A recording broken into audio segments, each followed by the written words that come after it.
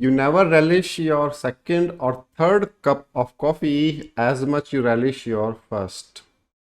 जितना आपको टेस्ट या सेटिस्फैक्शन अपने फर्स्ट कप ऑफ कॉफ़ी से मिलता है उतना सेकंड या थर्ड से नहीं मिलता। वेलकम टू इकोनॉमिक्स ज्ञान विद सुधीर मित्तल। आज का हमारा टॉपिक आपकी क्लास 11th का इंट्रोडक्टरी माइक्रो इकोनॉमिक्स में चैप्टर नंबर 2 जिसका नाम है consumers equilibrium. Let's see the list of your topics in this chapter. 2.1 is Introduction to Cardinal and Ordinal Utility Approach. हम इस टॉपिक को ऑलरेडी इससे पिछली वाली क्लास में हम डिस्कस कर चुके हैं। आज जो हम करेंगे 2.2 that is total utility, marginal utility and law of diminishing marginal utility. ये हमने शॉर्ट में यहाँ पे लिख दिया क्योंकि काफ़ी लंबा स्पेस चाहिए था लिखने के लिए। 2.3 इससे जो अगला टॉपिक होगा वो होगा consumer equilibrium with utility analysis.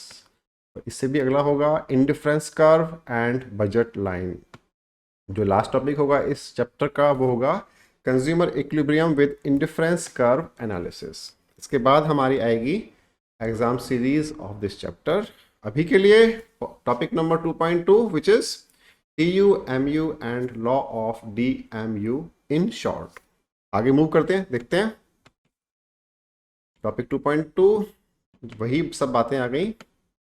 TU, MU and law of DMU full form आपको पता ही है। तो we are proceeding. Why we study TU and MU both. हम लोग TU और MU that means total utility और मार्जिनल यूटिलिटी को हम लोग दोनों को क्यों पढ़ते हैं? देखिए, It's natural for a consumer to consume more than one unit of a commodity at a time. बड़ा नेचुरल सी बात है। बहुत सारी कमोडिटीज़ ऐसी हैं जो हम एक बार में जब उनको कंज्यूम करने बैठते हैं तो एक से ज़्यादा यूनिट हम कंज्यूम करते ही हैं। कुछ ऐसी भी होती हैं जो हमको एक बार में एक ही यूनिट चाहिए, है ना। जैसे आपके consumer durables, refrigerator, air conditioner वगैरह वगैरह, टेलीविज़न जैसे ना LED टीवी। तो ये सब जो होते हैं हमारे एक बार में एक ही कंज्यूम होती हैं। लेकिन बहुत सारी चीज़ें ऐसी भी होती हैं जो एक ही टाइम में हम लोग मल्टीपल यूनिट्स को कंज्यूम करते हैं। हमने एग्जांपल्स लिए हुए इसके, देखिए चॉकलेट्स, है ना, स्लाइस ऑफ पिज़्ज़ा और pair of trousers, electronic gadgets etcetera etcetera. इस तरह से बहुत सारी चीज़ें हैं जो हम एक बार में जब हम कंज्यूम करने बैठते हैं तो एक से ज़्यादा यूनिट कंज्यूम करते हैं। देयरफॉर इसलिए it becomes important to study the satisfaction or utility received from all units consumed as well as from one unit consumed।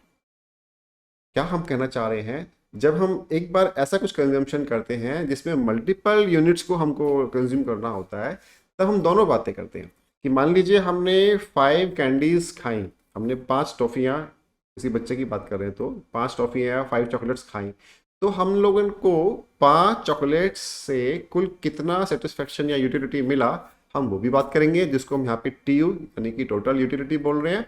और हम ये भी बात करेंगे कि हमको फर्स्ट चॉकलेट से कितना सेटिस्फेक्शन मिला, सेकंड से कितना मिला, फिर थर्ड वाली चॉकलेट से कितना मिला, फिर फोर्थ वाला, सो ऑन। तो इसको हम बोल रहे हैं मार्जिनल यूटिलिटी। इसके बारे में हम लोग डिटेल में और भी डिस्कस करेंगे। आपको जस्ट हिंट देने के लिए इतना काफ़ी है कि TU और MU दोनों का इम्पोर्टेंस है। नेक्स्ट पॉइंट है इनिशियल यूटिलिटी। ये क्या होती है एक बार देख लेते हैं। Initial utility means the utility और satisfaction received from the consumption of first unit of the commodity.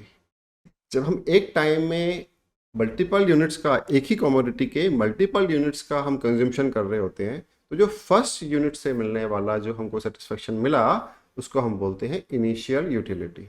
जैसे कि आपने 5 चॉकलेट खाई तो जो फर्स्ट चॉकलेट से आपको मिला सेटिस्फैक्शन उसको हम बोलेंगे इनिशियल यूटिलिटी। तो ये हमारा छोटा सा डेफिनेशन है। ये आपके लिए एक ऑब्जेक्टिव टाइप क्वेश्चन यहाँ पे बनता है, एक नंबर का छोटा सा क्वेश्चन बनता है, तो इसके लिए आप इम्पॉर्टेंट इसको मार्क कीजिए। नेक्स्ट देखते हैं इसका एग्जाम्पल क्या है। For example, on a Monday evening Raju ate 7 chocolates within few minutes, है ना। When asked, he said he got 10 utils from the first chocolate he ate. Raju नाम का एक पर्सन है, उसने थोड़े ही टाइम में बहुत जल्दी जल्दी 7 चॉकलेट्स खा ली। तो उसने कहा, जब हमने पूछा उससे तो उसने कहा कि मुझको फर्स्ट चॉकलेट से 10 यूटिल्स के इक्वल सेटिस्फेक्शन मिला। तो जो ये 10 यूटिल्स है, that this will be called initial utility, this one. आगे देखते हैं जी। अब हम पढ़ रहे हैं टोटल यूटिलिटी, है ना, जिसको हम शॉर्ट में टीयू बोलते हैं। इसका डेफिनेशन पढ़ लेते हैं एक बार। Total utility means total satisfaction received by a consumer from all consecutive one after another continuously units consumed of a commodity in a single period of time। आपको ये पढ़ करके या देख करके लगेगा कि यार थोड़ा भारी है, मुश्किल है लिखने में, कैसे याद कैसे रहेगा अपने को। तो बहुत सिंपल सी बात है, अगर आप उस बात को याद कर लें समझ करके, आप अपने वर्ड्स में भी लिख कर आ सकते हैं, बशर्ते कि आप ये सारी बातें लिख के आए, इनमें से कोई बात कोई पॉइंट मिस ना हो। देखिए ये दो बातें हैं, कंसेक्यूटिव और वन आफ्टर अनदर। हालांकि ये दोनों पॉइंट अभी एक बार और भी आएंगे इसी टॉपिक के डिस्कशन में, मैं आपको बता देता हूँ। कंसेक्यूटिव का मतलब होता है कि हम लोगों ने एक के बाद एक कंज्यूम किया है, ना कि दोनों को एक साथ कंज्यूम किया है। जैसे कि अगर चॉकलेट्स की बात करें तो ऐसा नहीं है हम लोगों ने कि 2 चॉकलेट्स या 3 चॉकलेट्स हम एक ही बार में मुंह में रखकर खा गए हों, ऐसा नहीं। हमको 1 बाय 1 कंसेक्यूटिव मतलब 1 बाय 1, और ये 1 आफ्टर अनदर, इसका भी मतलब सेम ही है, कंसेक्यूटिव और 1 आफ्टर अनदर। कॉन्टिन्यूसली का मीनिंग डिफरेंट है, बता रहा हूँ मैं भी आपको। तो कंसेक्यूटिव यानी कि 1 आफ्टर अनदर का मीनिंग है कि हमने एक एक करके उसको कंज्यूम किया है, तभी हम लोगों को टोटल यूटिलिटी मालूम चलेगी। दूसरा पॉइंट है कॉन्टिन्यूसली। तो ऐसा ना हो कि हमने एक चॉकलेट अभी खाया सुबह के वक्त और एक चॉकलेट हमने शाम को खाया, तब हमको कुछ पता नहीं चलेगा। हमको ऐसा ही करना पड़ेगा कि हमने एक अभी खाया, उसके तुरंत बाद हमने दूसरा खाया, फिर हमने थर्ड फोर्थ फिफ्थ, मतलब एक के बाद एक हम ऐसे करते चले गए, ना कि हमने बीच में गैप रखा। बिना गैप दिए आपको 1 आफ्टर अनदर कंसेक्यूटिव लगातार आपको कंज्यूम करना है, तब आप उसकी टोटल यूटिलिटी जो निकालेंगे उसका कुछ मीनिंगफुल सेंस बनेगा। एग्जाम्पल देख लेते हैं यहाँ पर। On a Monday, same example जो अभी हमने पढ़ा था। For example, on a Monday evening Raju ate 7 chocolates within few minutes. When asked, he said that he got 27 utils in total from all 7 chocolates he ate। यहाँ पे जो main point है बताने के लिए ये वाली है, देखिए इन टोटल, कि ना उसको 7 चॉकलेट से कुल मिलाकर 27 यूटिल्स के इक्वल उसको सेटिस्फेक्शन मिला। तो हम लोग कहेंगे कि उसका 7 चॉकलेट से जो टीयू है, टोटल यूटिलिटी है, वो 27 यूटिल्स है। और देखते हैं, we can calculate total utility with the help of the following formula. एक इकोनॉमिक्स में बहुत छोटा सा बहुत सिंपल सा फार्मूला होता है, आप बहुत जल्दी समझ जाएंगे। आप थोड़ा ध्यान से देखिए इसको, क्या मैं बता रहा हूँ आपको अभी, है ना। TUN equal to U1 plus U2 plus U3 so on till plus UN तक। अगर हम यहाँ पे कहें कि हमको TU7, तो TU7 यानी कि 7 यूनिट से टोटल यूटिलिटी कितना मिला, तो कैसे निकालेंगे? फर्स्ट यूनिट का यूटिलिटी, देन सेकंड यूनिट का यूटिलिटी, देन थर्ड यूनिट का यूटिलिटी, देन सो ऑन करते करते यहाँ पर 7th यूनिट का यूटिलिटी, यानी कि यहाँ पे यू जो यहाँ पे आ रहा है UN, इसकी जगह U7 आ जाएगा। अगर यहाँ पर 7 है तो आप मुझे मेरे माउस के कर्सर को फॉलो कीजिए। अगर हमारा यहाँ पर हमको निकालना है कि 7 चॉकलेट से कुल कितना मिला, तो हम यहाँ पर TU जो N है, इस N की इस प्लेस पर हम लोग 7 लिख देंगे, और ऐसे 1 2 3 4 5 6 5 6, और 6 के बाद लास्ट में जो यहाँ पे UN लिखा हुआ है, यहाँ पर N के प्लेस पे 7 आएगा। ठीक है, इस तरह से हम लोग इसका टोटल यूटिलिटी निकाल सकते हैं। और देखते हैं, और अच्छी क्लैरिटी आएगी अभी। इसी बात को हम लोग एक और भाषा में लिख सकते हैं कि हम लोग U के प्लेस पर MU लिख सकते हैं, मार्जिनल यूटिलिटी। यहाँ से ना आपको मतलब समझ में आना स्टार्ट हो जाएगा कि मार्जिनल यूटिलिटी में और टोटल यूटिलिटी में क्या आपस में रिलेशन है। तो हम लोग अगर सभी इंडिविजुअल यूनिट से मिलने वाली मार्जिनल यूटिलिटी को प्लस कर दे, ऐड कर दे, तो हमको TU निकल आता है, टोटल यूटिलिटी। ठीक है ना। तो आपके लिए सिलेबस के लिए जो आपको याद रखना चाहिए वो ये वाला मेथड याद होना चाहिए। ये वाला इतना इंपॉर्टेंट नहीं है, ये केवल आपको समझाने के लिए था। इसको आप ना भी याद करें तो चलेगा। ये गलत नहीं है, ये ठीक है, लेकिन आपके जो सिलेबस में जो ज़्यादा रेलेवेंट है वो ये वाला फार्मूला जहाँ पे मेरा कर्सर अभी फ्लो कर रहा है। ठीक है जी, आगे देखते हैं। एक और इसमें तरीका है लिखने का, क्या देखिए, TUN equal to summation MU। ये जो हमारा साइन है ना, इस तरह से, इस साइन को हम समेशन या सिग्मा बोलते हैं, समेशन या सिग्मा। तो हमको अगर TU निकालना है किसी भी यूनिट तक का, तो हम उस यूनिट तक के सभी MU को सम कर देंगे। जो समेशन वर्ड बना ना, देखिए यहाँ पर जो ये समेशन वर्ड बना है ये सम से बना है, ये जो है, तो उन सभी MUs का हम सम कर दें तो हमारा TU निकल आएगा। तो यही बात तो हमने ऊपर के फॉर्मूले में बताई थी आपको कि MU1 plus MU2 plus MU3 इन सभी का हम अगर सम कर दें तो हमारा TUN निकल के आ जाता है। यहाँ पे N का मीनिंग क्या है, यहाँ पे N का मतलब है, वो भी आपके लिए लिख देता हूँ मैं, देखिए, नंबर ऑफ यूनिट्स कंज्यूम। जहाँ पर भी ये N वर्ड आ रहा है ना, लेटर आ रहा है N, स्मॉल n नीचे, तो उसका मीनिंग है नंबर ऑफ यूनिट्स कंज्यूम्ड। और हम पढ़ते हैं आगे, और एकदम से स्ट्रॉन्ग क्लैरिटी इसकी हो जाएगी। देखिए, हमने अभी पढ़ा था TU यानी कि टोटल यूटिलिटी, अब बारी है MU, that means marginal utility. ये जो वर्ड है, देखिए ये वाला जो वर्ड है, इस एक वर्ड के बारे में मैं बहुत अच्छे से आपको ना topic number 1.6, if I am not mistaking anything over it, yes, topic number 1.6 जो चैप्टर 1 का था ना, उसके लेसन में आपको मैं ये वाला वर्ड का मीनिंग बहुत अच्छे से बता चुका हूँ। शॉर्ट में आपको एक बार फिर से यहाँ पे हिंट दे देता हूँ मैं, क्या है इसका मीनिंग, मैं लिख करके बता रहा हूँ आपको। देखिए, उस क्लास में मैंने आपको बताया था, आपके पूरे माइक्रो इकोनॉमिक्स के सिलेबस में जब भी मार्जिनल शब्द आए तो आपको एक बात तुरंत स्ट्राइक करनी चाहिए। कोई भी चैप्टर हो, कोई भी टॉपिक हो, अगर वर्ड आया मार्जिनल तो आपको एक वर्ड स्ट्राइक करना चाहिए, that is one additional unit. तो इसी टर्म को साथ लेकर के अब हम एक्सप्लेन करेंगे कि इसका मीनिंग क्या है। देखिए, marginal utility means the additional satisfaction or utility received from consuming one additional unit of a commodity।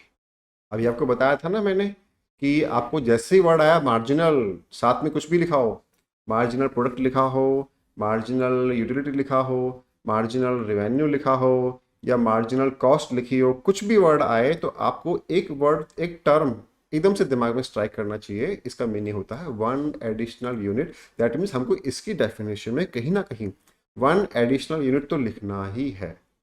अब हमने यहाँ पे जो वर्ड लिखा है मैं फिर से पढ़ रहा हूँ एक बार, marginal utility means the additional satisfaction received from consuming one additional unit of a commodity. तो हमने बताया था ना अभी कि हमने अगर 7 चॉकलेट्स कंज्यूम किए हैं राजू ने, तो उसको हम कहें कि यार फोर्थ से कितना सेटिस्फेक्शन मिला, केवल फोर्थ एक, यानी कि पहले उसने 3 कंज्यूम किए, 3 चॉकलेट्स, फिर उसने फोर्थ वाला किया, तो जो फोर्थ से कितना मिला, एक और एडिशनल यूनिट, 3 के बाद एक और एडिशनल यूनिट, उससे कितना उसको सेटिस्फेक्शन मिला, उसको हम बोलेंगे मार्जिनल यूटिलिटी। तो वन एडिशनल यूनिट, ये वर्ड आपको, ये जो टर्म है, फ्रेज है, ये आपको एकदम से याद रहना चाहिए, आपके लिए बड़ा इंपॉर्टेंट है। ठीक है,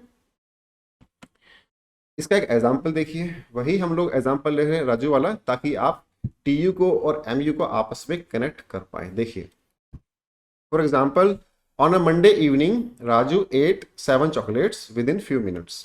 ये हमने जो विद इन फ्यू मिनट्स लिखा है, इसका मीनिंग केवल इतना है कि उसने गैप नहीं दिया है, मतलब वो एक के बाद एक वो खाता चला गया, ये हमने कहा है, और वो ज़रूरी भी है इकोनॉमिक्स में डिस्कस करने के लिए।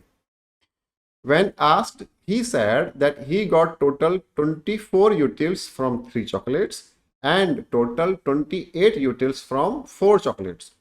अब हमने जब से पूछा तो उसने क्या बताया कि मेरे को 3 चॉकलेट से टोटल जो मिला वो मिला 24 यूटिल्स, और जो चौथी वाली चॉकलेट खाने के बाद तो टोटल 4 से उसको अब तक मिला वो मिला 28 यूटिल्स।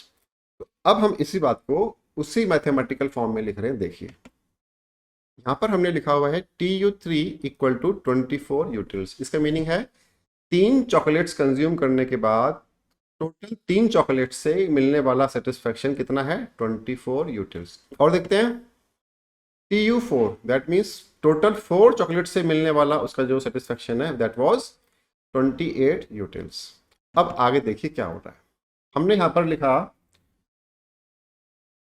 MU4 इक्वल टू, अब MU4 निकालना है कि हमको फोर्थ चॉकलेट से, केवल फोर्थ नहीं, फोर्थ बोल रहा हूं मैं, तो केवल फोर्थ यानी कि चौथे नंबर की जो चॉकलेट थी उसको खाने से कितना सेटिस्फेक्शन मिला, अब केवल वो निकालना है जिसको हम लोग MU4 बोल रहे हैं। तो MU4 का एक फार्मूला है क्या, TU4 माइनस TU4 - 1। ठीक है, तो ये क्या था कि टोटल 4 से कितना मिला और टोटल 3 से कितना मिला, 4 - 1 इक्वल टू 3 हो जाएगा। तो मैं, आप मेरे कर्सर को फॉलो कीजिए, टोटल 4 चॉकलेट से कितना सेटिस्फेक्शन मिला और टोटल 3 चॉकलेट से उसको कितना मिला, यही बात हमने यहाँ पर लिखी हुई है। और इन्हीं का आंसर हमने आगे पुट किया हुआ है कि टोटल 4 से तो उसको 28 यूटिल्स का सेटिस्फेक्शन मिला और टोटल 3 चॉकलेट से उसको 24 का मिला। 4 चॉकलेट्स में से आप 3 चॉकलेट्स लेस कर दीजिए तो आपका क्या निकल आएगा कि फोर्थ वाली यानी कि चौथे नंबर की चॉकलेट से कितना सेटिस्फेक्शन मिला, दैट इज 4 यूटिल्स। बहुत आसान है, इसको ऐसे हम प्रेजेंट करते हैं ना तो लगता है थोड़ा टिपिकल सा, वरना कुछ भी नहीं है। तो आप देखो ना, कुछ भी नहीं है कि यार 4 से कितना मिला 28, 3 से कितना मिला 24, तो फोर्थ यानी कि चौथे नंबर से कितना मिला, तो आप टोटल 4 वाले में से टोटल 3 वाला लेस कर दो तो फोर्थ वाला निकल आएगा, दैट्स इट, काम खत्म। तो MU4 is equal to 4 utils का उसको सेटिस्फेक्शन मिला चौथे नंबर की चॉकलेट से। तो ये बहुत सिंपल सी कैलकुलेशन है, आप पॉज करके बस समझिए, मेरा सजेशन है आप वीडियो को यहीं पर पॉज करके यहाँ से यहाँ तक फिर से पढ़िए एक बार, आपको बहुत आसान लगेगा। आपको लगेगा कि यार आसान चीज़ को घुमा के लिखने में कितना मज़ा आता है ना इकोनॉमिक्स को, ऐसे हम भी तो कर सकते हैं, तो आप भी ऐसे कीजिए। आसान चीज़ को थोड़ा फार्मूले में घुमाकर लिखिए तो आपको भी मज़ा आएगा और एग्जामिनर को भी मज़ा आएगा, वो भी आपको अच्छे मार्क्स देगा। ठीक है, और देखते हैं, we can calculate marginal utility MU with the help of following formula. तो जो हमने आपको बात यहाँ पे ऊपर बताई थी, थोड़ा सा हिंट दिया था फार्मूले के बारे में, वही फार्मूले को हम एक तरीके से सिस्टम से कैसे लिख सकते हैं वो देखिए। MUN equal to TUN minus TUN-1। बहुत सिंपल सा मीनिंग है। अगर हमको MU4 निकालना है कि हमको फोर्थ चॉकलेट से कितना सेटिस्फेक्शन मिला, तो हम यहाँ पर n के प्लेस पर 4 लिख देंगे, जहाँ पे मेरा माउस अभी फ्लो कर रहा है देखिए, और इक्वल टू करेंगे, फिर क्या करेंगे TUN, यहाँ पे भी n के प्लेस पे हम क्या लिखेंगे 4, माइनस करेंगे, फिर TUN-1, यहाँ पे भी n के प्लेस पे क्या लिख देंगे हम लोग 4। दैट मीन्स अगर हम फोर्थ यूनिट का सेटिस्फेक्शन निकालना चाहते हैं, इस फार्मूले में तीनों n के प्लेस पर 4 4 4 आ जाएगा। MU4 equal to TU4 minus TU4-1, इस तरह से। Let us see TU and MU on schedules and graphs. इसी TU को और MU को अब हम शेड्यूल्स यानी कि टेबल और ग्राफ्स पे देखते हैं। देखिए, सबसे पहले हमने यहाँ पे TU को डिस्कस किया है टेबल में यानी कि शेड्यूल में। इकोनॉमिक्स में मैं आपको फिर से बता दूं, इकोनॉमिक्स में शेड्यूल को टेबल भी बोलते हैं। टेबल और शेड्यूल आपस में इकोनॉमिक्स के अंदर सिनोनिम्स हैं। ठीक है, तो यहाँ पे हम TU डिस्कस कर रहे हैं और इस टेबल में हमने डिस्कस किया कि TU की हेल्प से MU कैसे निकाला हमने टेबल के अंदर यानी कि शेड्यूल के अंदर। तो पहले हम क्या बता रहे हैं, if total units consumed are, मान लेते हैं कि वही राजू वाला एग्जांपल चल रहा है जिसमें वो 7 चॉकलेट्स उसने कुछ ही मिनट में खा ली। तो यहाँ पे क्या होगा देखिए, first chocolate, second chocolate, third chocolate and so on. अब उसको फर्स्ट चॉकलेट से कितना सेटिस्फेक्शन मिला, 10 यूटिल्स का, है ना, और अब उसने दूसरी भी खा ली, और तो 2 खाने के बाद 2 से मिलने वाला टोटल सेटिस्फेक्शन कितना था 18। ऐसे ही जब उसने थर्ड वाली भी खा ली तो टोटल 3 चॉकलेट से कुल मिलने वाला सेटिस्फेक्शन कितना था 24 यूटिल्स। ठीक है, एंड सो ऑन, 10, 18, 24, 28। अब देख रहे हो इस तरह से। अब हमारे पास 2 डेटा है कि उसने कितनी चॉकलेट खाई इस तरह से, और उसको कितने यूटिल्स मिले टोटल। अब हमको इस TU की हेल्प से MU निकालना है, तो बहुत ही आसान है। देखिए, पहला खाया उसको 10 यूटिल्स मिले TU, तो जब 1 से कम खाया होगा यानी कि 0 चॉकलेट खाया होगा तो कितना मिला होगा, 0 ही मिला होगा यूटिल्स, है ना। तो tan, यहाँ पे जो tan है, tan minus 0 equal to tan, वो क्या हो गया हमारा mu। फर्स्ट का tu कितना है 10 और फर्स्ट का mu कितना है 10। यहाँ पे एक बात सीखा हमने कि जो फर्स्ट यूनिट होती है उस फर्स्ट यूनिट का tu और mu हमेशा इक्वल होता है। ये वाला पॉइंट बाद में भी आएगा, अभी हिंट दे रहा हूँ। फर्स्ट यूनिट से मिलने वाला टोटल यूटिलिटी और उसी यूनिट से मिलने वाला मार्जिनल यूटिलिटी दोनों बिल्कुल सेम होता है। अब डिफरेंस कहाँ होता है, जब हम एक और कंज्यूम करते हैं। तो अब क्या किया उसने, राजू ने एक और चॉकलेट कंज्यूम किया सेकंड, इससे मिलने वाला टोटल यूटिलिटी कितना था 18। अब हमको निकालना है कि 2 से तो मिला टोटल यूटिलिटी 18, अब सेकंड वाले से कितना मिला, यानी कि mu2 निकाल रहे हैं यहाँ पे हम। तो mu2 कैसे निकालेंगे कि tu2, जहाँ पे मेरा कर्सर है ना, देखिए ये क्या है हमारा 18 क्या है tu2 और ये क्या है हमारा 10 tu1। tu2 में से tu1 को माइनस कर दें तो हमारा mu1 निकल आएगा। That means 18 minus 10 is equal to 8। बिल्कुल आम भाषा में बताऊं आपको, सिंपल भाषा में, तो क्या बोलेंगे कि यार 2 से तो मिला 18 का सेटिस्फैक्शन और 1 से मिला था 10 का सेटिस्फैक्शन, तो दूसरे से कितना मिला, सिंपल है 18 माइनस 10 8 का मिला, वही हम यहाँ पे लिख दिया। ऐसे ही 3 चॉकलेट खाने से टोटल कितना सेटिस्फैक्शन मिला उसको 24 का, और 2 से कितना मिला था 18 का 18 का, तो थर्ड से कितना मिला था, तो 24 में से 18 लेस कर दीजिए, दिखाया हुआ ना यहाँ पे 24 माइनस 18 इज इक्वल टू 6। तो बेसिकली हो क्या रहा है, हर टीयू की फिगर में से उससे जस्ट पहले वाली टीयू की फिगर को माइनस किया जा रहा है, तो हमारा एमयू निकल आ रहा है हर बार। देखिए ध्यान से, अगर हम निकालें ना कि फिफ्थ का कितना है, तो फिफ्थ के इस वाले टीयू में से हमने फोर्थ का टीयू लेस कर दिया, 30 माइनस 28 इज इक्वल टू 2। बहुत सिंपल है। एमयू निकालना हो तो जिस यूनिट का एमयू निकाल रहे हैं उसी यूनिट के टीयू में से उससे जस्ट पहले वाला टीयू माइनस करो तो निकल आएगा। रिपीट कर रहा हूं, अगर हमको एमयू निकालना है तो जिस यूनिट का एमयू हमको निकालना है उसी यूनिट के टीयू में से उससे जस्ट पहले वाला टीयू लेस कर दीजिए, तो आपको जो चाहिए वो एमयू निकल आएगा। आगे हम डिस्कस कर रहे हैं कि अगर हमको मान लीजिए एमयू दिया हुआ है और टीयू निकालना है। अभी तक क्या पढ़ा था हमने कि टीयू दिया हुआ है और हमको एमयू निकालना है ना। अब देखिए, अब हमने इसी टेबल को रिवर्स कर दिया, हमारे पास एमयू का डेटा अवेलेबल है और हमको टीयू निकालना है। तो अब कैसे करेंगे देखिए, तो यहाँ पे हमने लिखा फर्स्ट चॉकलेट से कितना मिला 10 यूटिल्स एमयू, और सेकंड से कितना मिला, सेकंड से 2 से नहीं, सेकंड वाले से, 2 से नहीं बोल रहा हूं मैं, सेकंड वाले से बोल रहा हूं, ठीक है। तो सेकंड से एमयू कितना मिला 8। ऐसे ही थर्ड वाली चॉकलेट से कितना मिला 6, फोर्थ वाली चॉकलेट से कितना मिला 4। यहाँ पे एक एक चॉकलेट का बात हो रहा है, 1 एडिशनल यूनिट की ही बात हो रही है इस वाली टेबल में जो हमने बाद में आपको शो की है, ठीक है। तो अब इसी तरह से हमको सारे एमयू यहाँ पर लिखे हुए हैं और ये जो एमयू से की हेल्प से हमको अब टीयू निकालना है। कैसे निकालेंगे, तो फर्स्ट का तो मैंने आपको बताया था ना, फर्स्ट यूनिट का टीयू और एमयू हमेशा बराबर होता है। तो ये तो हमने एक सिंपल सी बात है, tan को यहाँ पे tan ही लिख दिया, 0 + tan मतलब tan ही होता है, tan लिख दिया। अब हमको निकालना है 2 यूनिट का टीयू। यहाँ पर 18 कैसे आएगा, कैसे आएगा, फर्स्ट का एमयू और सेकंड का एमयू दोनों ऐड कर दीजिए, कितना आ गया 18, tan + 8 इज इक्वल टू 18। ऐसे ही अगर हमको 3 यूनिट्स का टीयू निकालना तो कैसे निकालेंगे, अब तक तीनों जो चॉकलेट्स थी उनके एमयू को आपस में प्लस कर दीजिए तो आपका टीयू निकल आएगा। 10 + 8 + 6 कितना हो गया 24।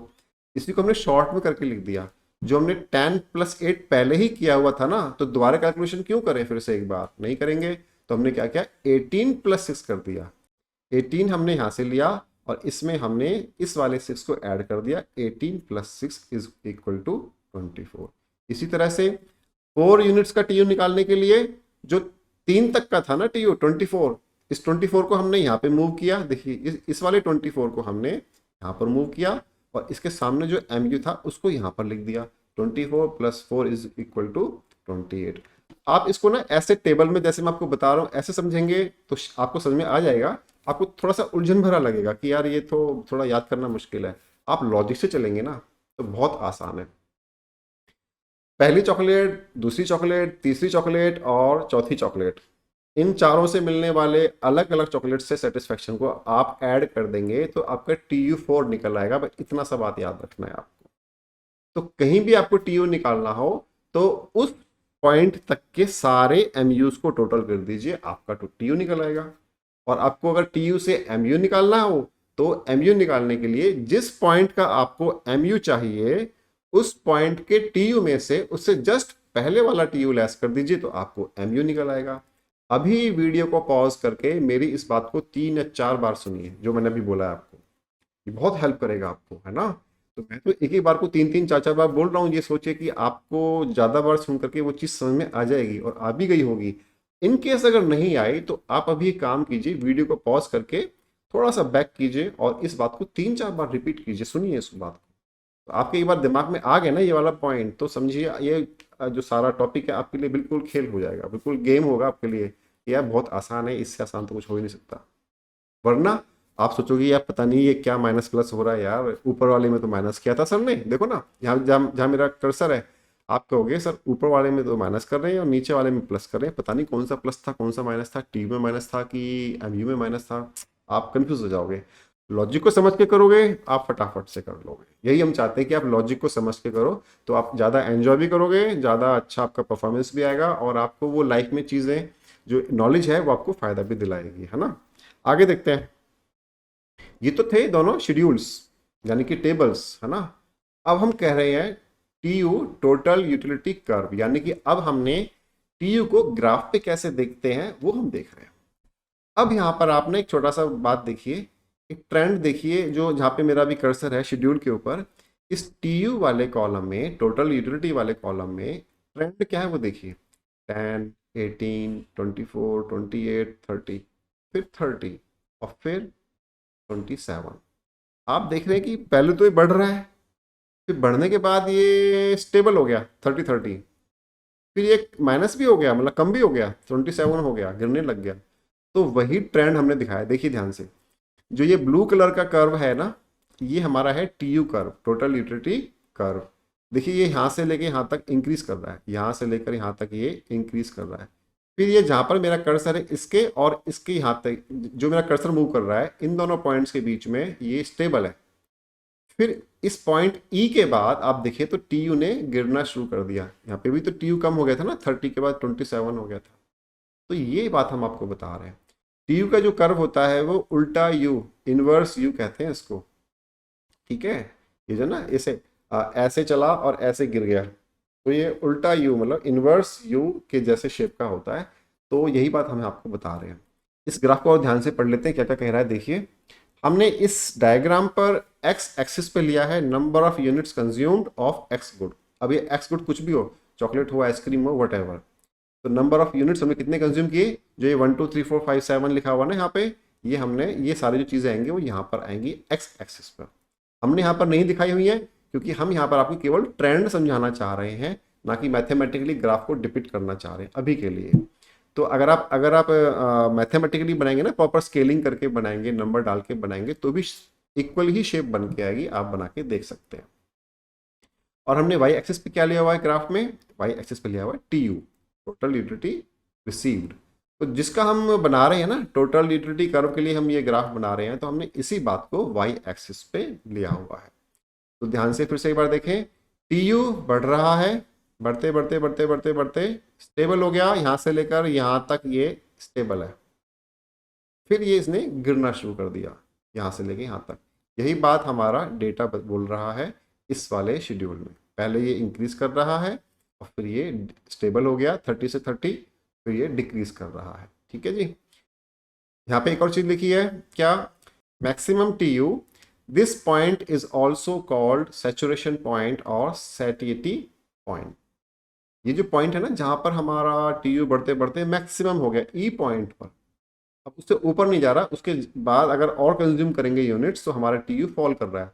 तो जो ये पीक वाला पॉइंट है ना, हाईएस्ट पॉइंट है TU कर्व का, वो कहलाता है हमारा सैचुरेशन पॉइंट, यानी कि सैटिएटी पॉइंट, यानी कि हमारा सेटिस्फेक्शन यहाँ पर मैक्सिमम हुआ है। ये हमारा कंज्यूमर इक्विलिब्रियम का पॉइंट है, जहां पर पॉइंट E हम दिखा रहे हैं, ठीक है।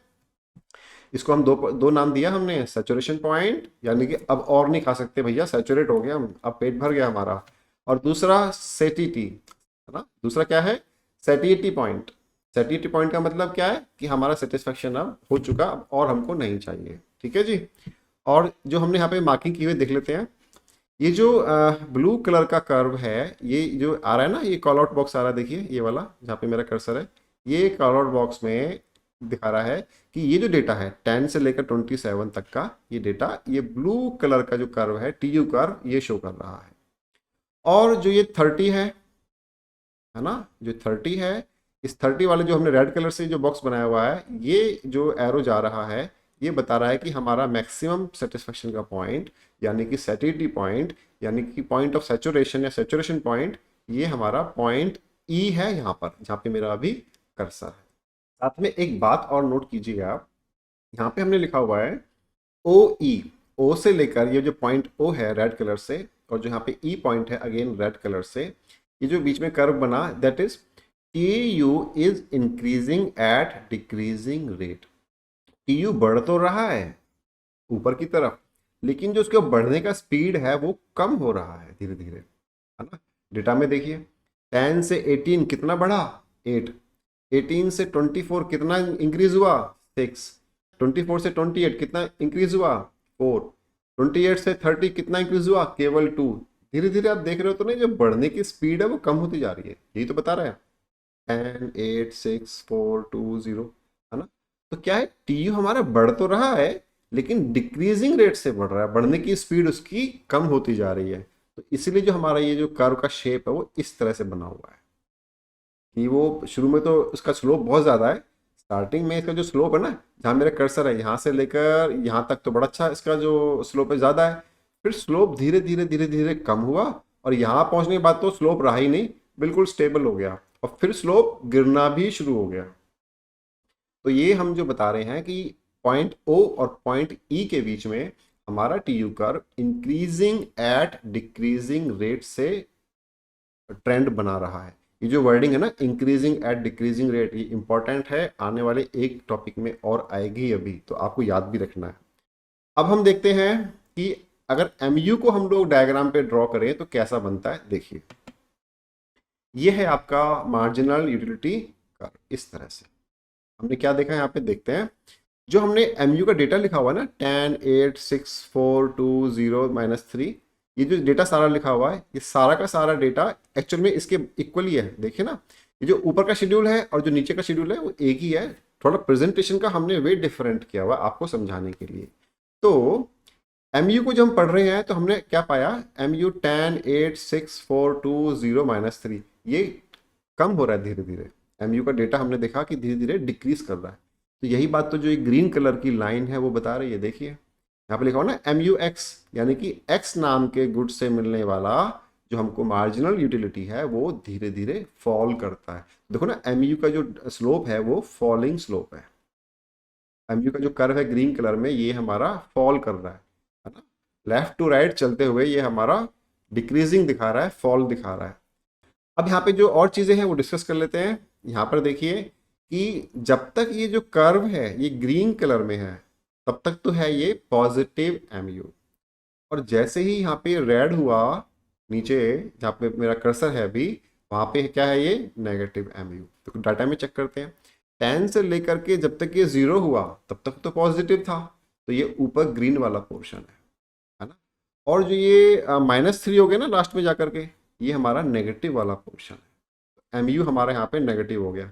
तो दो पोर्शन है एमयू के, एक पॉजिटिव जो कि हमारे एक्स एक्सिस से ऊपर की तरफ ग्रीन कलर में शो किया हुआ है, एक है हमारा नेगेटिव जो कि एक्स एक्सिस से नीचे की ओर रेड कलर से हमने शो किया हुआ है। तो पॉजिटिव एमयू और नेगेटिव एमयू, ये कर्व एक ही है, ये जो ग्रीन और रेड कलर हमने बनाया है ये एक ही कर्व है, केवल आपको समझाने के लिए दो अलग कलर में इसके दो पोर्शन हमने दिखा दिए। अब जो ये पॉइंट है यहाँ पे, पॉइंट ऑफ सैचुरेशन या एमयू इज इक्वल टू 0, तो पॉइंट ऑफ सैचुरेशन या पॉइंट ऑफ सैटिटी या फिर सैटिटी पॉइंट या सैचुरेशन पॉइंट एक ही बात है, चारों बातें एक ही बात है। तो ये कब होता है, जब हमारा एमयू 0 होता है। लिखा ना ये येलो कलर के जो हमने एक कॉल आउट बॉक्स लिखा हुआ है, देखिए पॉइंट ऑफ सैचुरेशन यानी कि जब होता है जब एम यू हमारा इक्वल टू 0 होता है। तो अब हमने यहाँ पे पॉइंट ऑफ सैचुरेशन यहाँ भी पढ़ा और पॉइंट ऑफ सैचुरेशन या सैटिस्फैक्ट्री पॉइंट हमने यहाँ भी पढ़ा, दोनों में क्या इक्वल चीजें हैं देखते हैं। अब ये जो कॉमन लाइन है ना डॉटेड ब्लू कलर की जो लाइन चल रही है ये वर्टिकल, जहाँ पे मेरा कर्सर अभी जा रहा है, इसको फॉलो कीजिए आप। इसका मतलब ये हुआ कि कंज्यूमर का हाईएस्ट सेटिस्फैक्शन जहां होता है पॉइंट ई पर, एक्चुअल में उस पॉइंट पर MU 0 हो रहा होता है। मैं फिर से बोल देता हूं एक बार, बड़ा इंपॉर्टेंट पॉइंट है। जब तक हमारा TU बढ़ रहा है, देखिए यहां से यहां तक O से लेकर E तक, जब तक हमारा TU इंक्रीज कर रहा है तब तक हमारा MU पॉजिटिव रहता है, यहां से लेकर यहां तक ग्रीन कलर में जितना प्रोपोर्शन है इसका। और जब हमारा TU गिरना शुरू कर देता है ना, फॉल करना यहाँ से E से लेकर आगे तक, जब ये हमारा TU का कर्व फॉल करना शुरू कर देता है तब हमारा MU नेगेटिव हो जाता है ना। तो क्या सीखा हमने?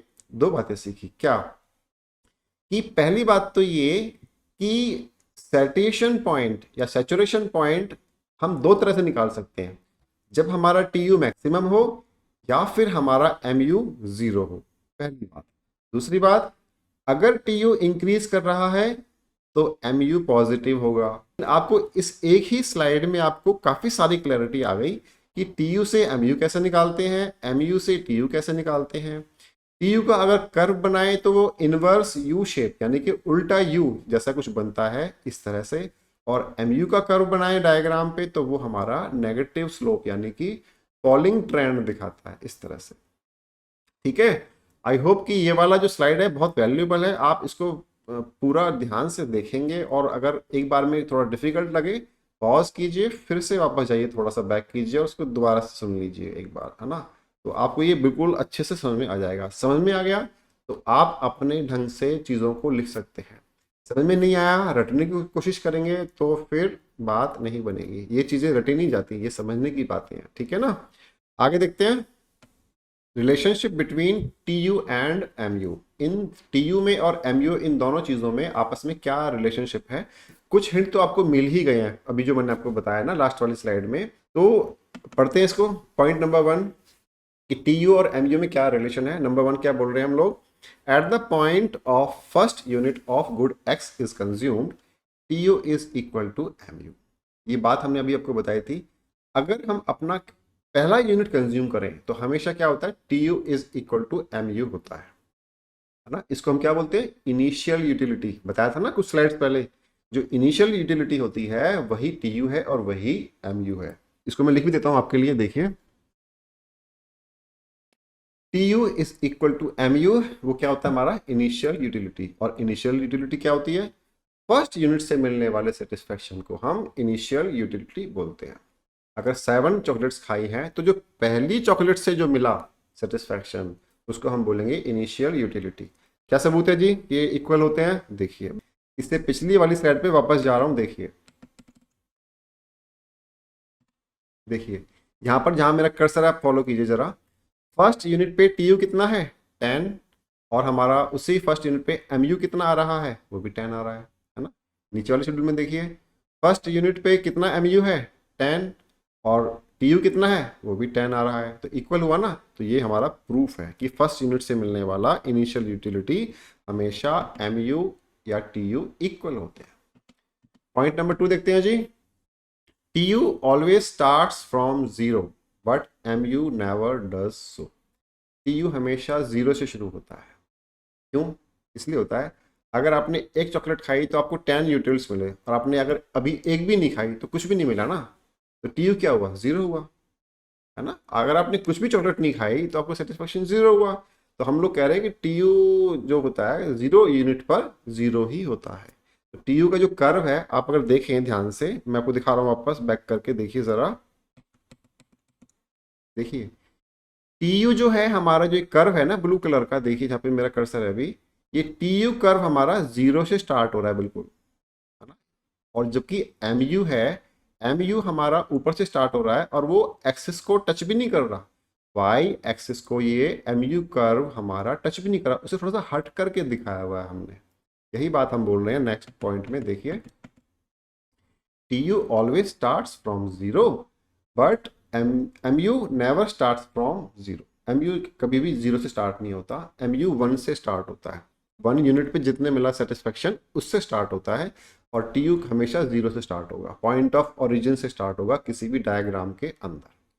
और देखिए point number 3, T U rises या increases so long as M U remains positive.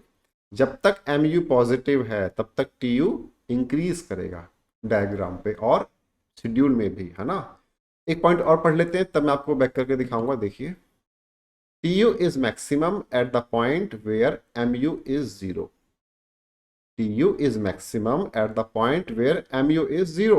This point is also called saturation point या point of satiety. Satiety का मतलब होता है maximum satisfaction वाला point.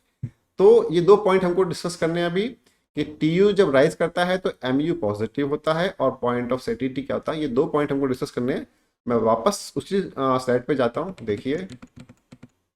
देखिए जब तक हमारा Mu पॉजिटिव है, ये ग्रीन कलर का जो पोर्शन है Mu कर्व का, तब तक हमारा Tu इंक्रीज कर रहा है या बढ़ रहा है। और जैसे ही Mu हमारा यहाँ पे नेगेटिव हुआ, रेड कलर से हमने दिखाया हुआ है, तो Tu ने हमारा फॉल करना शुरू कर दिया। ठीक है। और जो सैटिटी पॉइंट है उसको निकालने के दो तरीके हैं, या तो वो पॉइंट निकाल लें जहाँ पे हमारा Tu मैक्सिमम है, या वो पॉइंट निकाल लें जहाँ पे हमारा Mu 0 है। देखिए जो डॉटेड लाइन है ना, ये डॉटेड लाइन दोनों डायग्राम्स पे बता रही है हमें कि हमारा सैचुरेशन पॉइंट या पॉइंट ऑफ सैटिटी क्या है। पहला जहाँ पे टी यू मैक्सिमम है, या दूसरा जहाँ पे हमारा एम यू 0 है। आप कहोगे सर एक बात बताइए, ये टी यू वाली टेबल में तो जो टी यू है वो मैक्सिमम 2 पॉइंट पे, यहाँ भी 30 यहाँ भी 30, तो आपने ये वाला क्यों लिया जो पॉइंट नंबर 6 के आगे है, ये वाला क्यों लिया? ये जो चॉकलेट नंबर 5 के आगे ये क्यों नहीं लिया आपने? तो इकोनॉमिक्स में आप मान लीजिए, पक्का मान लीजिए, पूरे सिलेबस जब तक आप इकोनॉमिक्स पढ़ेंगे तब तक अगर दो नंबर इक्वल हो ना तो बाद वाला मानते हैं हम लोग हमेशा, ये रूल है। इसके हम डेप्थ में जाएंगे ऐसा क्यों करते हैं तो क्लास लंबी होगी, आपका एकेडमिकली अभी फायदा भी नहीं होगा। आपको जानना ही है तो आप टेलीग्राम पे भेजिए, हम आपको इसका रिप्लाई करेंगे ऐसा क्यों होता है। लेकिन फिलहाल के लिए आप याद कर लीजिए, अगर दो नंबर्स इक्वल है ना किसी टेबल में, तो हम बाद वाला जो लेटर वाला बाद में आता है हम केवल उसी को मानते हैं, उससे पहले वाले को नहीं मानते। ठीक है, हम आते हैं अपनी वापस उसी स्लाइड पे। पॉइंट नंबर 5 चेक करते हैं। Tu starts falling from the point where Mu turns negative. जब हमारा Mu नेगेटिव हो जाता है उसी पॉइंट से हमारा Tu फॉल करना शुरू कर देता है। देख लेते हैं ये भी। देखिए जहां पे हमारा Mu नेगेटिव हुआ, जहां पे मेरा कर्सर है, देखिए फॉलो कीजिए, ये जो Mu नेगेटिव हुआ उस नेगेटिव एरिया का अगर आप इक्विवेलेंट Tu देखें तो Tu हमारा फॉल कर रहा है। इस डायग्राम को आपको याद करना चाहिए, एक दो बार अपनी नोटबुक में इसकी बनाने की प्रैक्टिस भी करनी चाहिए आपको। आप अगर टेबल के साथ ना बनाए चलेगा, लेकिन दोनों डायग्राम ना इसी तरह से एक के ऊपर एक ऐसे बना करके, वन अबव अदर करके, ये डॉटेड लाइन वाला आपका ऐसे आना चाहिए कि बिल्कुल सीधा लाइन हो और इसी पॉइंट पे Tu मैक्सिमम हो और इसी पॉइंट पे Mu हमारा 0 हो। आपको प्रैक्टिस करनी चाहिए पक्का, और क्योंकि आता है एग्जाम्स में ये वाला डायग्राम बनाने के लिए। और दूसरी बात, Tu हमेशा शुरू होगा 0 से, यहाँ पे मेरा अभी कर्सर है, ओ पॉइंट से, पॉइंट ऑफ ओरिजिन से। और जबकि ये Mu कर्व जो आप देख रहे हैं ये कभी भी वाई एक्सिस को टच नहीं करता। ठीक है, तो वापस आते हैं अपनी स्लाइड पर। ये 5 पॉइंट हमने पढ़े Tu और Mu के आपस में रिलेशनशिप के बारे में। और पॉइंट नंबर 6 देख लेते हैं एक बार। Falling Mu means Tu will rise increase at decreasing rate, है ना। एक यहाँ पे एक और पॉइंट है जो बड़ा इंटरेस्टिंग है और थोड़ा ट्रिकी भी है, आपको थोड़ा ध्यान से समझना पड़ेगा। देखिए वापस उसी स्लाइड पे जाते हैं। हाँ, आप कहोगे सर ये जो Tu हमारा इंक्रीज कर रहा है डिक्रीजिंग रेट से, है ना, लिखा हुआ ना Tu is increasing at decreasing rate, तो ये ऐसा क्यों है? ये जो हमारा Tu बढ़ रहा है ये कम स्पीड से धीरे धीरे इसकी बढ़ने की स्पीड कम क्यों हो रही है, ये स्लोप इसका कम क्यों हो रहा है? तो इसका एक ही रीजन है, क्योंकि हमारा Mu फॉल कर रहा है। अब जो हमने ये बात पढ़ी कि हमारा Mu फॉल करता है, है ना, हमारा एमयू हमेशा फॉल कर रहा है, एमयू कर्व जो है इस तरह से डाउनफॉल पे दिखाई दे रहा है। तो ऐसा क्यों होता है, अब ये पॉइंट हम डिस्कस कर रहे हैं। तो अब हम पढ़ रहे हैं लॉ ऑफ डीएमयू, यानी कि law of diminishing marginal utility. इसके और भी नाम है, तो एग्जाम्स में घुमा के पूछते हैं तो आप कहोगे सर ये तो कभी पढ़ा नहीं, कभी आपने पढ़ाया नहीं, तो इसको कैसे लिख के आते हैं। तो ऐसा ना हो इसके लिए जो इसके दूसरे नाम है वो भी आपको हम बता रहे हैं। पहला क्या है, फंडामेंटल लॉ ऑफ सेटिस्फैक्शन। दूसरा नाम क्या है, फंडामेंटल साइकोलॉजिकल लॉ, ये भी इसका नाम है। थर्ड क्या है, गॉसेंस फर्स्ट लॉ ऑफ कंजम्पशन। ये गॉसेन नाम के एक जर्मन इकोनॉमिस्ट थे जिन्होंने फर्स्ट टाइम इस लॉ को प्रोपाउंड किया। तो ये तीन नाम है इस एक ही बात के, और चौथा नाम तो है ही लॉ ऑफ डीएमयू, आपको पता ही है। तो ये चार नाम हो गए, इस चारों में से कोई भी पूछ ले तो आपको ये law of DMU he analysis देके आना है। पॉइंट नंबर 2 देखिए, this is a universal law. ये जो लॉ है ना डीएमयू वाला लॉ, डिमिनिशिंग मार्जिनल यूटिलिटी, ये सब पे एप्लीकेबल है, सब पर, कोई भी हो कहीं भी हो, सब पर एप्लीकेबल है, यूनिवर्सल लॉ है ये। और इसको जो पहली बार प्रेजेंट किया था जर्मन इकोनॉमिस्ट थे एच गोसेन, इसीलिए इसका नाम गोसेंस फर्स्ट लॉ ऑफ कंजम्पशन भी इसका नाम पड़ा। अब इसकी आई डेफिनेशन, ये भी इंपॉर्टेंट है, क्या है देखिए, law of diminishing marginal utility states that as we continue consuming more and more units of a commodity, our satisfaction from each of its successive unit goes on diminishing या decreasing। क्या मतलब है इस बात का, बहुत सिंपल सी बात है। ये तो आपको अभी लिटरेरी डेफिनेशन पढ़ करके लग रहा होगा कि यार याद करना पड़ेगा डेफिनेशन, तो बहुत आसान सी बात है। आप पहली आइसक्रीम खाए तो आपको कितना मज़ा आया, दूसरी आपने कंज्यूम करी थोड़ा कम मज़ा आएगा, तीसरी और करी और कम आएगा। ऐसे ही होता है, ऐसे ही होता है ना, हर एक की लाइफ में ऐसे ही होता है। इसी बात को यहाँ पे लिख रहे हैं हम। तो जो है ना ये जो wording I from each of is successive unit, इसका मतलब क्या है, सक्सेसिव मतलब क्या है, सक्सेसिव का मतलब है पहले फर्स्ट वाला आइसक्रीम या चॉकलेट खाया, फिर दूसरा वाला खाया, फिर तीसरा वाला, फिर चौथा वाला, इस तरह से एक के बाद एक किया, दैट इज सक्सेसिव। तो जैसे जैसे हम लोग एक के बाद एक यूनिट किसी भी एक कमोडिटी की कंज्यूम करते हैं, तो उस हर एक अगली यूनिट से मिलने वाला सेटिस्फैक्शन कम होता चला जाता है। यही है law of diminishing marginal utility. Diminishing का मतलब क्या है, फॉलिंग या डिक्रीजिंग, एक ही बात है ना। आप यहाँ पे देखिए, डिमिनिशिंग बोलो या डिक्रीजिंग बोलो या फॉलिंग बोलो, एक ही बात है। तो आप जैसे जैसे एक ही कमोडिटी की अलग अलग यूनिट्स एक के बाद एक कंज्यूम करते चले जाएंगे, तो हर नेक्स्ट यूनिट से मिलने वाला सेटिस्फैक्शन आपको कम होता चला जाएगा। यही ये लॉ की डेफिनेशन है।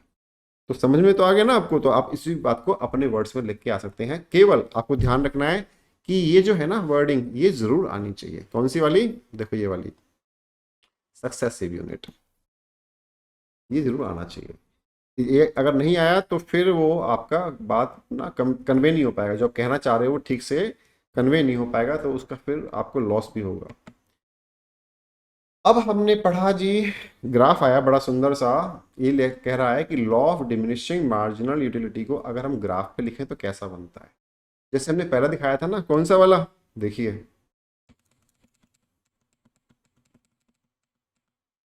यहां पर देखिए, ये क्या है, एमयू है ना, मार्जिनल यूटिलिटी कर्व, जो ग्रीन कलर का है और रेड कलर का है हमने दिखाया हुआ है। तो ये क्या है, ये आपका वही एमयू कर्व है जो कि डिमिनिशिंग मार्जिनल यूटिलिटी शो कर रहा है। ये भी तो डिमिनिश हो रहा है, ये भी तो डिक्रीज कर रहा है ना, यहाँ से लेके यहाँ देखो आप, ये फॉल कर रहा है। यही बात को हम आगे बता रहे हैं।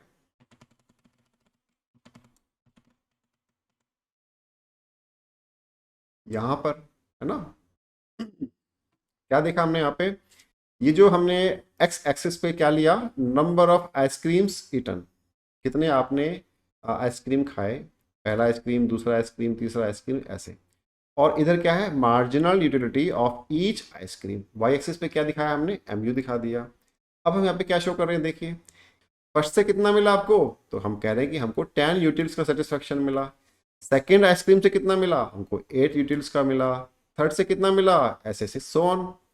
तो जब हमने सभी के मिलने वाले एमयू के लिए एक कॉमन कर्व बनाया, ये जो ब्राउन कलर की लाइन है इसको हम बोलते हैं एमयू कर्व, और ये हमारा फॉलिंग ट्रेंड दिखा रहा है। ये गिर रहा है, पहले 8, पहले 10 का सेटिस्फेक्शन मिला, फिर 8 का मिला, फिर 6 का मिला, फिर 4 का मिला, फिर 2 का मिला, तो धीरे धीरे वो कम होता जा रहा है। यही हमारा law of diminishing marginal utility बताता है। ठीक है ना, पढ़ लेते हैं क्या लिखा हुआ है। MC curve slopes downward. ये जो MC कर्व है ना ब्राउन कलर का, जहाँ पे मेरा कर्सर मूव कर रहा है, इसका स्लोप क्या है हमारा, डाउनवर्ड। ये लेफ्ट टू राइट जाते हुए ऊपर से नीचे की तरफ आ रहा है, दैट मीन्स डाउनवर्ड हो रहा है, indicating decrease in satisfaction with each successive ice cream eaten. वही बात जो मैंने आपको बताई, वही बात यहाँ पर लिखी हुई है। ये जो यहाँ पे पिंक कलर का बॉक्स आया, वो क्या आया, क्योंकि यहाँ पर ये एक्स एक्सेस से नीचे है, तो ये क्या हो गया हमारा, नेगेटिव हो गया। देखो ना, यहाँ पर लिखा ना -2। जीरो से अगर हम -2 की तरफ जाएं तो सारा नेगेटिव एरिया है। तो यहाँ पे जो ये पिंक वाला बॉक्स है, ये क्या बता रहा है अपने को, ये हमको नेगेटिव मार्जिनल यूटिलिटी बता रहा है कि इस वाले कंज्यूम करते करते हमको 6 यूनिट से ही सेटिस्फेक्शन मैक्सिमम मिल गया। अब और करेंगे तो शायद हमारा तबीयत खराब हो जाए, हमारी हेल्थ खराब हो जाए, अगर और ज़्यादा आइसक्रीम हमने 6 के बाद खाई तो अगर हम इस वाले पॉइंट से, इस वाले ग्राफ से निकालना चाहें कि हमारा सेचुरेशन पॉइंट क्या है या पॉइंट ऑफ सैटिस्फैक्शन क्या है, तो आप क्या बताओगे, कितनी आइसक्रीम पे पॉइंट ऑफ सैटिस्फैक्शन है, बताया था ना पहले मैंने, बताइए। यहाँ से अगर हम निकालना चाहें तो हम पाएंगे कि हमारा पॉइंट ऑफ सैटिस्फैक्शन है 6 आइसक्रीम, 6 आइसक्रीम्स, क्योंकि 6 पर हमारा जो MU है वो क्या हो गया, 0 हो गया। घट 10, फिर 8, फिर 6, फिर 4, वो घटते घटते घटते घटते यहाँ पर आकर 0 हो गया। फिर तो उसके बाद तो नेगेटिव ही हो गया। तो 0 जहाँ पर MU होता है वही हमारा पॉइंट ऑफ सैटिस्फैक्शन या सैचुरेशन पॉइंट कहलाता है। और एक और तरीका निकालने का, पहले मैंने आपको बताया था, फॉर द आपका रिवीजन मैं करा दूं, पॉइंट ऑफ सैचुरेशन निकालने का एक और तरीका है क्या, जहाँ पे हमारा TU मैक्सिमम होता है, जहाँ पे हमारा TU जो कर्व होता है वो मैक्सिमम पॉइंट पे होता है, वो हमारा सैचुरेशन पॉइंट होता है। तो दोनों में से कोई भी आप मेथड अप्लाई कर सकते हैं। और देखते हैं इसके कुछ एग्जाम्पल्स हैं। देखिए, एवरी नेक्स्ट पिज्जा स्लाइस और ice cream whatever you eat as Pizza Hut, it makes you feel lesser temptation. तो जैसे जैसे आप एक के बाद एक पिज़्ज़ा या आइसक्रीम या कोई भी और चीज़ आप कंज्यूम करते चले जाएंगे, तो आपका उस चीज़ के प्रति जो टेस्ट है ना, वो या जो भूख है उस चीज़ के लिए, वो कम होती चली जाएगी। एक और है सर्विस के बारे में, जो अभी तक हमने डिस्कस किया, पिज़्ज़ा आइसक्रीम दोनों क्या हैं, गुड्स हैं। अब क्या हम कर रहे हैं, सर्विस के बारे में।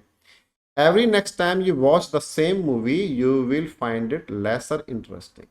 अगर आप एक ही मूवी को पहली बार देखोगे तो ज़्यादा मज़ा आएगा, दूसरी बार देखोगे तो थोड़ा कम हो जाएगा। अब आपको कहा जाए कि आपको यही मूवी लगातार 10 बार देखनी है, इसके बीच में आप कोई और दूसरी मूवी नहीं देखोगे, तो आपको बिल्कुल आपके लिए टॉर्चर हो जाएगा ना कि यार ये क्या बात हुई, एक ही मूवी को 10 बार क्यों देखेगा कोई आदमी। दैट मीन्स जितना पहले मज़ा आया था फर्स्ट टाइम देखने में, उतना 10th वाले टाइम पे नहीं आएगा।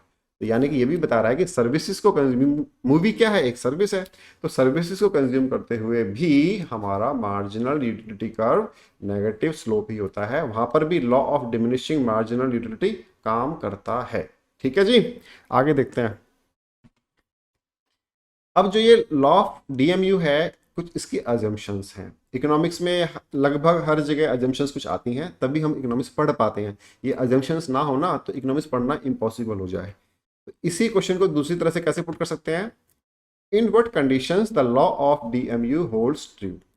कौन से ऐसे हालात हैं, कंडीशंस हैं जिनमें हमारा लॉ ऑफ DMU काम करता है ना, कि हमारा MU की जो कर्व है वो ऐसे स्लोप में ही आएगा, डाउनवर्ड स्लोप में ही आएगा। तो ऐसे कौन से कंडीशंस हैं, देखिए। नंबर 1, स्टैंडर्ड या same size quantity of all unit consumes. For example, all pizza slices must be of same size or it must be same length और सेम मूवी एवरी टाइम। हमने एग्जांपल लिया था pizza का और movie का, तो वही बात को हम यहाँ पे डिस्कस कर रहे हैं कि अगर पिज़्ज़ा की बात करें तो हर पिज़्ज़ा का साइज़ या क्वांटिटी, जो आप स्लाइस एक के बाद एक खा रहे हैं, उनका वो क्वांटिटी एक ही जैसा होना चाहिए। ऐसा नहीं है कि पहला वाला जो स्लाइस था वो तो छोटा सा था और दूसरा वाला जो स्लाइस आया वो बड़ा था, तीसरा वाला कुछ और ही साइज़ का था, फोर्थ वाला कुछ और साइज़, ऐसा नहीं। अगर ऐसे करोगे तो फिर लॉ ऑफ DMU स्टैब्लिश नहीं हो पाएगा। आप समझ ही नहीं पाओगे कि मेरी MU घट रही है या बढ़ रही है। स्टैंडर्ड कंडीशंस में वो जो क्वांटिटी है वो सेम होनी चाहिए, साइज उसका सेम होना चाहिए, तभी आपको ये महसूस होगा कि मेरे को फर्स्ट स्लाइस से मिलने वाला सेटिस्फेक्शन ज़्यादा था और बाद वाली से मिलने वाला सेटिस्फेक्शन कम है। तो ये था फर्स्ट पॉइंट। सेकंड पॉइंट देखते हैं, consumption of all successive units without gap और ब्रेक। क्या मीनिंग है इस बात का, पढ़ लेते हैं। For example, all pizza slices should be eaten one after another without taking any long break, or you must be watching the same movie again and again without long gap of time। क्या मतलब है इसका कहने का, ये simple सी बात कहना चाह रहा है कि अगर आप फील करना चाहते हैं कि मेरा एमयू डिमिनिश हो रहा है कि नहीं हो रहा है, लॉ ऑफ डीएमयू काम कर रहा है कि नहीं कर रहा है, तो उसके लिए ज़रूरी है कि जो आपने एक के बाद एक यूनिट कंज्यूम करी वो लगातार हो, उनके बीच में गैप ना हो। ऐसा ना हो कि आपने पिज़्ज़ा का एक स्लाइस तो खाया मॉर्निंग में और दूसरा स्लाइस खाया इवनिंग में, और इवनिंग में आपको ज़्यादा भूख लगी थी तो आप तो कहोगे कि मुझे पहले से ज़्यादा सेकंड से सेटिस्फेक्शन मिला, यानी कि यहाँ पे तो लॉ ऑफ डीएमयू फेल हो गया, है ना। ऐसा नहीं, आपको एक के बाद, अगर आप मॉर्निंग में फर्स्ट खाया आपने तो उसके खाने के तुरंत बाद आपको दूसरा वाला कंज्यूम करना पड़ेगा, फिर तुरंत थर्ड वाला कंज्यूम करना पड़ेगा, तभी आप लॉ ऑफ डीएमयू को फील कर पाओगे कि ये ठीक काम करता है, कि पहले से मिलने वाला सेटिस्फैक्शन ज़्यादा था और थर्ड से मिलने वाला सेटिस्फैक्शन कम है। ठीक है जी, तो दो बातें पढ़ी हमने, क्या, साइज या क्वांटिटी सेम होना चाहिए और बीच में गैप नहीं होना चाहिए, तभी ये लॉ ऑफ डीएमयू काम करता है। एक और देखते हैं, point number 3, price must remain unchanged. अब अगर ऐसा हो जाए कि यार एक पिज़्ज़ा स्लाइस खरीदो तो दूसरा पिज़्ज़ा स्लाइस फ्री, तो फिर तो आपका सेटिस्फेक्शन सेकंड वाले से बढ़ जाएगा, क्योंकि वो तो फ्री आया इसलिए। तो यहाँ पे भी लॉ ऑफ डीएमयू काम नहीं करेगा। तो हमने अज्यूम किया है क्या, कि प्राइस में कोई चेंज नहीं होना चाहिए, ना तो डिस्काउंट पे मिले ना फ्री मिले। जितना पैसा आपने पहले स्लाइस ऑफ पिज़्ज़ा के लिए पे किया, उतना ही price of second, third, fourth, so on, हर पिज़्ज़ा स्लाइस के लिए आप उतना ही पैसा पे करेंगे, तभी लॉ ऑफ डीएमयू को आप रियल लाइफ में फील कर पाएंगे। ठीक है, और देखिए पॉइंट नंबर 4 क्या है, रीजनेबल क्वांटिटी। अब ये बड़ा अच्छा फनी टॉपिक है, वैसे आप समझ लीजिए रीजनेबल क्वांटिटी क्या होती है। प्यास लगी है बहुत तेज़, है ना, अब किसी ने आपसे पानी मांगा कि एक गिलास पानी ला देंगे, तो आपने क्या किया, चेक करना चाहा कि यार इसका डीएमयू कैसे काम करता है, दिखते हैं। तो आपने क्या किया, उसको ग्लास में लाने की बजाय चम्मच में पानी दिया। अब उसने मान लीजिए कुछ कहा नहीं आपसे और एक चम्मच पानी पिया, फिर आपने दूसरा चम्मच दिया तो उसने दूसरा पिया, फिर आपने थर्ड चम्मच दिया, फिर उसने थर्ड चम्मच पानी पिया। तो अगर ये पानी पीने का जो स्टैंडर्ड साइज है वो ग्लास में होता है, चम्मच में या स्पून में नहीं होता, तो अगर वो आप किसी को स्पून में पानी दोगे तो उसका लॉ ऑफ डीएमयू काम नहीं करेगा। उसको जो पहले से सेटिस्फेक्शन मिलेगा उससे ज़्यादा दूसरे से, और उससे भी ज़्यादा तीसरे से मिलेगा। क्यों, अभी तक मतलब ना वो बहुत, चम्मच में कितना पानी आता है, बहुत थोड़ा पानी आता है। ऐसे नहीं चलेगा, हमको मानना पड़ेगा कि हम लोग रीजनेबल क्वांटिटी की बात कर रहे हैं, हमारा जो स्टैंडर्ड क्वांटिटी है उसी के बारे में बात कर रहे हैं, हम उसमें कोई एक्सपेरिमेंट नहीं करें, तभी लॉ ऑफ डीएमयू आप रियल लाइफ में फील कर पाओगे। और देखिए कुछ और भी है, क्या, रैशनल कंज्यूमर। कंज्यूमर जो है वो लॉजिकल होना चाहिए, इमोशनल नहीं होना चाहिए, है ना। उसका जो दिमाग है वो ठीक ठीक काम करना चाहिए। तो अगर आप किसी ऐसे इंसान को ये लॉ ऑफ डीएमयू चेक कर उस पर करना चाहोगे जिसका ये ठीक नहीं है, तो वो तो हो सकता है कुछ और ही बताए, तो वो ऐसे काम नहीं चलता। रैशनल होना चाहिए कंज्यूमर हमारा, लॉजिकल होना चाहिए, उसका उसका जो डिसीजन मेकिंग पावर है वो बिल्कुल करेक्ट होनी चाहिए। सेकंड क्या है, MU of money is constant. हमारा मनी का मार्जिनल यूटिलिटी कांस्टेंट है, ऐसा हमने अज्यूम कर लिया। मैं रिपीट कर रहा हूँ, हमारे मनी का मार्जिनल यूटिलिटी कांस्टेंट है, वो ना इंक्रीज करता है ना डिक्रीज करता है, तभी लॉ ऑफ डीएमयू काम करेगा। इस वाले पॉइंट को हम लोग नेक्स्ट वाले टॉपिक में स्टडी करेंगे, टॉपिक नंबर 2.3 में। ठीक है, फिक्स्ड इनकम एंड प्राइसेस। आपकी एज ए कंज्यूमर आपकी इनकम तो फिक्स है, और साथ साथ में जो कमोडिटी आप कंज्यूम कर रहे हो उसका प्राइस भी फिक्स है, वो प्राइस ऊपर नीचे या इनकम आपकी ऊपर नीचे नहीं हो रही, ऐसा हमने अज्यूम किया है, तभी law of DMU real life में आप फील कर पाओगे। फोर्थ, नेक्स्ट पॉइंट क्या, लास्ट वाला, परफेक्ट नॉलेज। मतलब आपको पूरा पता है कि आप मतलब जो खा रहे हैं, जो कंज्यूम कर रहे हैं वो क्या है, और वो आपके लिए हेल्दी है कि अनहेल्दी है वगैरह वगैरह। तो आपकी जो नॉलेज है वो परफेक्ट है, तभी आप लॉ ऑफ डीएमयू को रियल लाइफ में फील या एस्टेब्लिश कर पाओगे। तो ये था जी हमारा टॉपिक, लॉ ऑफ डीएमयू तक का। हमने लॉ ऑफ डीएमयू पढ़ लिया, उसकी अजम्पशंस भी पढ़ ली। इन सारी अजम्पशंस में देखिए मैं आपको थोड़ा सा हेल्प कर देता हूँ इस बारे में। अब बड़े सारे पॉइंट हैं, आप कहोगे सर इतना सारा याद करना पड़ेगा। ये 3 पॉइंट तो आपको याद करने ही पड़ेंगे, बाकी के आप ना करो तो चलेगा, कर लो तो अच्छी बात है, चलेगा। केवल 3 कर लो, फर्स्ट 3 तो ये तो आपको याद करने ही पड़ेंगे। और मैं आपकी जगह था, आपकी एज में, तो क्या करता, मैं बताऊं क्या करता था अपने समय में। मैं 3 पॉइंट तो याद करता था विद एक्सप्लेनेशन, उनको समझ के अपने वर्ड्स में लिख के आता था विदाउट मिसिंग एनी पॉइंट। और जो ये फोर्थ वाला और फिफ्थ वाला ना, जिसमें बहुत सारे पॉइंट हैं, इनकी केवल हेडिंग्स को याद कर लेता था और केवल हेडिंग लिखाता था, ना कि उनका, क्योंकि एग्जाम्स में टाइम भी कम होता है। तो 3 पॉइंट तो मैंने लिख के बाकायदा एक्सप्लेन कर दिए, और जो बाकी पॉइंट बचे उनकी केवल हेडिंग्स लिखा है। तो एग्जामिनर खुश कि यार इसको सारा पता है, लेकिन टाइम कम है ना, तो वो भी समझता है टाइम कम था इसलिए इसने सारा एक्सप्लेन नहीं किया, लेकिन उसको पता सारा है, तो वो अच्छे मार्क्स देता था। ठीक है, तो ये था हमारा अभी तक का डिस्कशन। कुछ इसमें 4 क्वेश्चन है स्पेशल लॉ ऑफ डीएमयू के बारे में, जो बड़े इंपॉर्टेंट है, ये आप मिस ना कर दो, इसलिए मैंने क्या किया, इनको अभी डिस्कस कर लिया। देखिए question number 1, can M U increase initially? क्या ऐसा हो सकता है कि एम यू हमारा शुरू में बढ़ जाए? अब तक हमने क्या सीखा कि एम यू का जो ट्रेंड होता है वो ऐसे फॉलिंग होता है ना, ग्राफ पे बनाए, ऐसे हमने ग्राफ बनाया तो ऐसे फॉल करता है हमेशा। अब यहाँ पे करें, क्या ऐसा हो सकता है कि एम यू हमारा ऐसे करने की बजाय पहले बढ़े बाद में गिरना शुरू हो? तो अलग बात है, पहले बढ़े, वो इंक्रीज करे। तो अब इसका आंसर हम यहाँ पे कर रहे हैं।